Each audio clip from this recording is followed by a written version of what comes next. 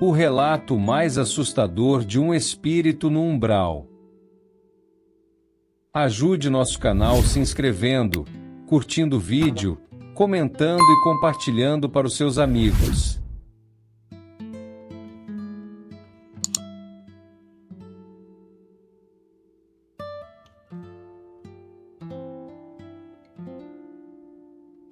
Ela confiou a mim as filhas dela com seu último suspiro, mas eu as abandonei.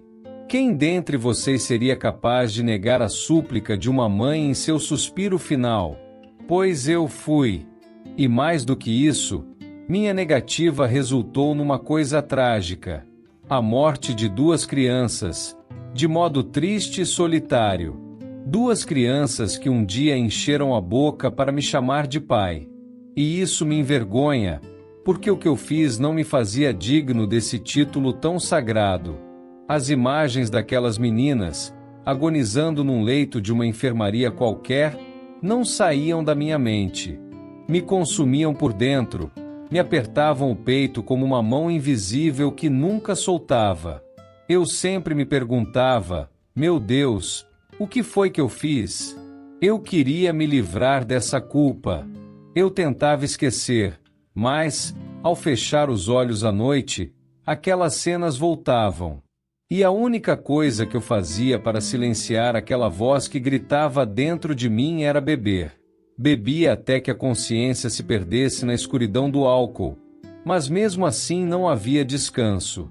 Os tormentos noturnos só se intensificaram e, com o tempo, fui me tornando uma sombra de mim mesmo. Só agora, olhando para trás, consigo entender como caí nesse abismo, porque nada disso começou assim.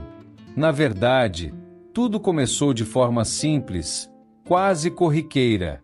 Conheci Eliana no trabalho, eu era vigilante e ela também, no mesmo posto. Eu, um homem quieto, com meus próprios vazios, e ela, uma mulher que carregava nos olhos a força de quem havia superado mais do que deveria. Mas ela não estava completamente só. Ao lado dela estavam 2 meninas, Ana Clara e Maria Luísa, de 9 e 7 anos. Eliana não tinha família.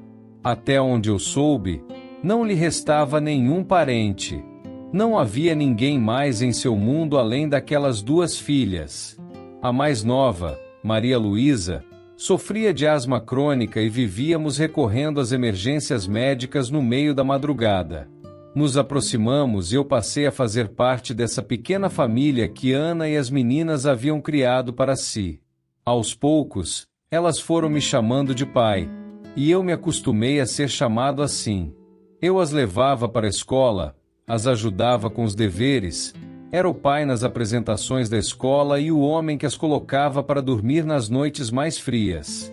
Em 3 anos, aquilo que parecia temporário, quase improvisado, se transformou em uma família. Eliana e eu não éramos casados no papel, mas éramos unidos por algo mais forte. E eu acreditava que seria o suficiente. Mas o que parecia sólido desmoronou em um único instante. Tudo transcorria bem.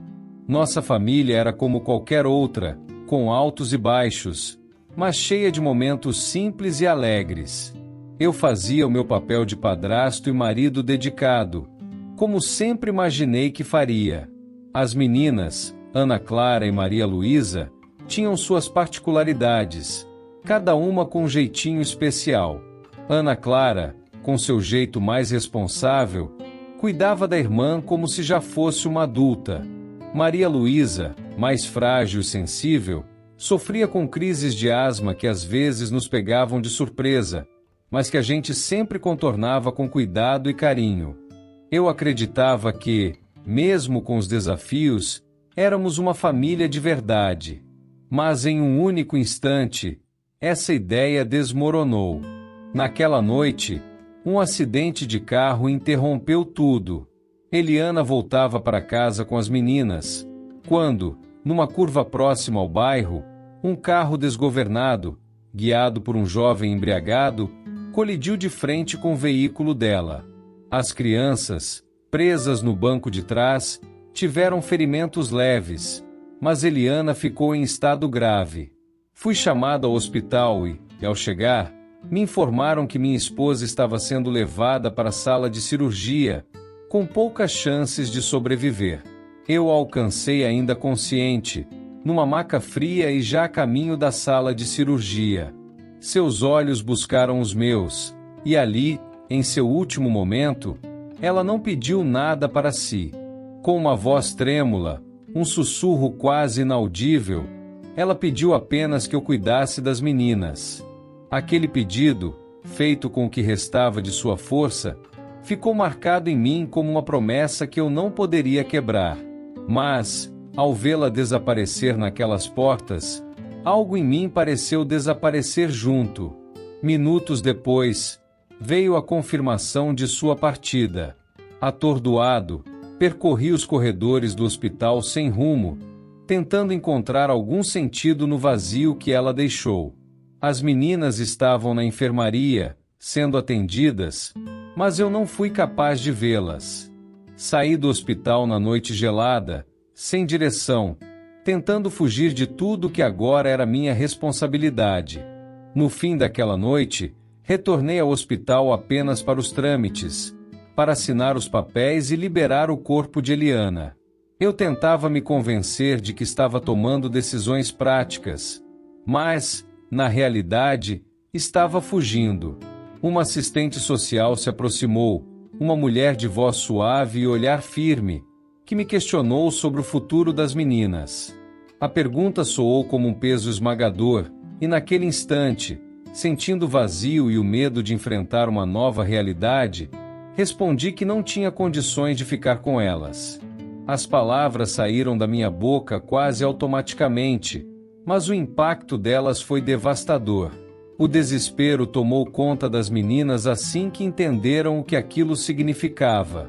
Entre lágrimas e soluços, elas chamavam por mim, com os olhinhos carregados de medo e abandono. Não queriam acreditar que seriam deixadas para trás.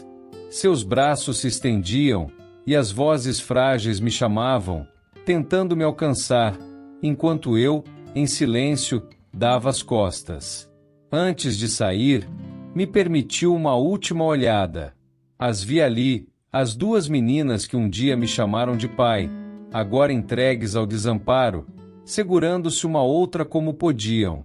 A imagem dos olhos delas, tristes, confusos, carregados de medo, se gravou na minha mente. E essa visão, como uma ferida aberta, me seguiria cada noite, assombrando meu sono com o peso de um abandono que me tornei incapaz de esquecer. Tentei seguir com minha vida como se nada tivesse acontecido. A empresa onde trabalhávamos cuidou de tudo para o funeral de Eliana. Eu mesmo evitei prestar esse último gesto, talvez fugindo de enfrentar a realidade que não estava preparado para encarar. Não fui ao enterro, mudei de casa, tentando me afastar das memórias que, mesmo à distância, ainda me perseguiam. Acreditei que poderia retomar a rotina, seguir em frente.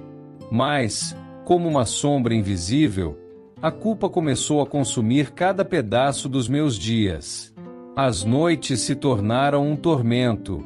Mal conseguia fechar os olhos antes de ver Eliana em meus sonhos, saindo do túmulo, seu rosto pálido e sério, exigindo respostas, cobrando de mim aquilo que havia prometido.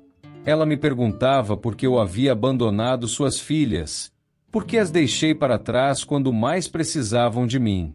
Acordava sobressaltado, suando frio, com o rosto dela gravado na minha mente, aquele olhar que parecia me atravessar.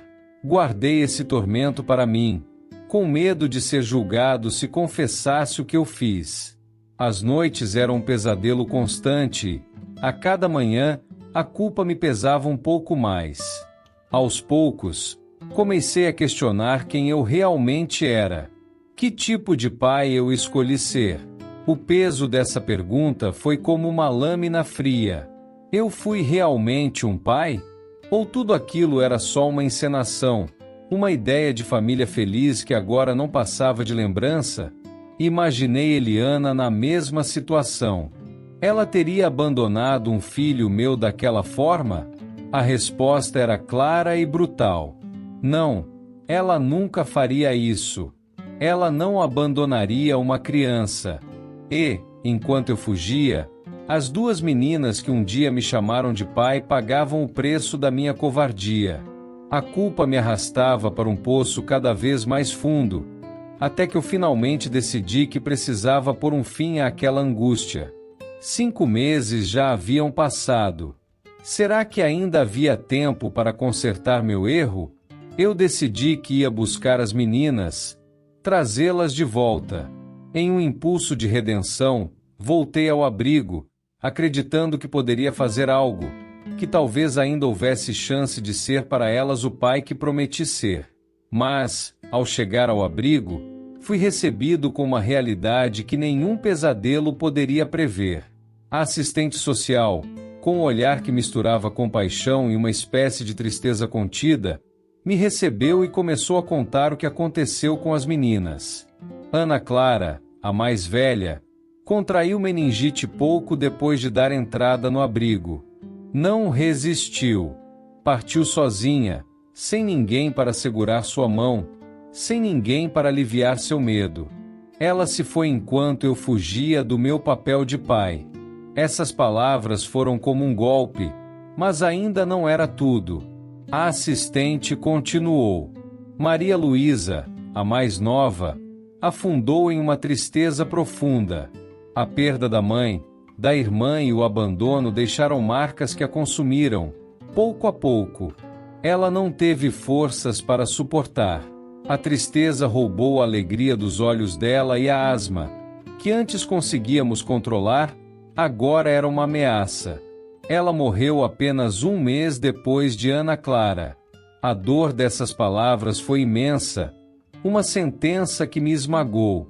Perdi o direito de ser pai, quando decidi fugir, e tentando escapar das minhas responsabilidades, eu havia condenado as duas a um fim solitário e trágico. Eu não tinha estrutura emocional para suportar a realidade cruel que eu mesmo criei. Entreguei-me ao álcool, tentando fugir do peso das lembranças, mas a dor só aumentava. A cada dia, a vida se tornava mais insuportável. Acabei afastado do emprego, com a desculpa de que precisava de tratamento. Mas nenhum tratamento podia aliviar o fardo que me consumia. Enquanto eu me afundava, senti que algo sombrio se aproximava. Espíritos obsessores, como sombras invisíveis, pairavam ao meu redor, intuindo ideias perigosas, sugerindo que eu acabasse com minha própria vida. Mas nem foi necessário. Meu corpo, enfraquecido pelo álcool, a cirrose, o diabetes e outras doenças, finalmente cedeu. Fui levado para uma emergência de um pronto-socorro e, horas depois, perdi a consciência pela última vez. Quando despertei, não havia paz, nem descanso. Eu estava em um vale sombrio, lamacento, envolto por uma névoa espessa que tornava o ar quase irrespirável. A atmosfera era densa, pesada, e o som que preenchia o ambiente era um misto de gemidos, gargalhadas insanas e choros incontroláveis. Ao meu redor, espíritos vagavam sem rumo, almas carregadas de remorsos e dependentes de álcool, perambulando como sombras. Alguns já nem tinham mais forma humana, apenas vultos retorcidos, figuras que pareciam ter perdido o que um dia foram. Olhando para aqueles seres, sentia que logo também me transformaria em uma daquelas aberrações. O arrependimento era insuportável, e tudo o que eu fazia era pedir perdão, implorando a Ana Clara, a Maria Luísa e a própria Eliana que me perdoassem pela minha covardia. Mas por mais que clamasse, não havia resposta, apenas o eco do meu desespero. Foi numa dessas ocasiões, caído na lama, chorando e murmurando perdões, que senti algo me cutucar. Uma bota pesada me tocou o ombro, e uma voz grave ordenou: "Levanta!" Levantei a cabeça e dei de cara com um velho vestido todo de preto. Ele me olhou por um instante, como se me analisasse, e em seguida falou que eu estava pedindo perdão para as pessoas erradas. Disse que essas pessoas, as meninas e Eliana, não guardavam ressentimento algum. O comentário me deixou confuso e perguntei por quê. Então, eu ainda estava preso ali, naquela escuridão, se elas já haviam me perdoado. O velho respirou fundo e, como quem explica o óbvio, respondeu que eu precisava perdoar a mim mesmo. Falou que os erros, assim como os acertos, são parte da trajetória de todo ser humano, um aprendizado para a alma. Antes de desaparecer na neblina, o velho me aconselhou a não ser tão rígido comigo. Disse que, assim que eu aceitasse isso, minha consciência se tornaria mais leve e que eu finalmente encontraria a saída. Aquelas palavras ficaram gravadas em mim. O encontro com o velho mexeu com algo profundo dentro de mim, e percebi que, se queria deixar aquele lugar, precisava ser mais compassivo comigo mesmo. Entendi que minha caminhada não estava destinada ao sofrimento eterno, mas que o perdão precisava começar de dentro. Passei a refletir, a trabalhar essa ideia. Com o tempo, o ambiente ao meu redor foi se transformando. O ar começou a ficar mais leve, mais respirável, e a escuridão aos poucos deu lugar a um cenário menos denso, onde eu conseguia enxergar com mais clareza. Um dia, enquanto eu construía um abrigo improvisado para me proteger da lama e do frio, vi duas figuras ao longe, vestidas de branco. Fiquei paralisado, assistindo enquanto se aproximavam. Quando chegaram perto, reconheci aqueles rostos e o sorriso que nunca esqueci. Eram Ana Clara e Maria Luísa, sorrindo para mim, luminosas e cheias de paz. Naquele instante, senti uma mistura de alegria e vergonha, e caí em prantos. Ana Clara, com um sorriso doce, me disse que eu ainda não estava pronto para partir dali, mas que elas viriam sempre que fosse permitido, até que o dia chegasse. E assim foi. As meninas retornaram dezenas de vezes, e cada visita me dava forças para continuar, para encontrar algum sentido em meio ao vazio. Até que, um dia, elas chegaram acompanhadas de uma figura envolta em uma luz serena. Olhei para elas, que sorriram, e com os olhos brilhando, Maria Luísa me contou a última novidade. A mamãe reencarnou. Ela começou uma nova jornada no mundo físico, mas pediu para que a gente cuidasse de você. Foi Ana Clara quem estendeu a mão e me disse: "Pai, chegou sua hora. Vamos!" Naquele momento, com o coração leve, soube que finalmente havia encontrado a paz que tanto buscava.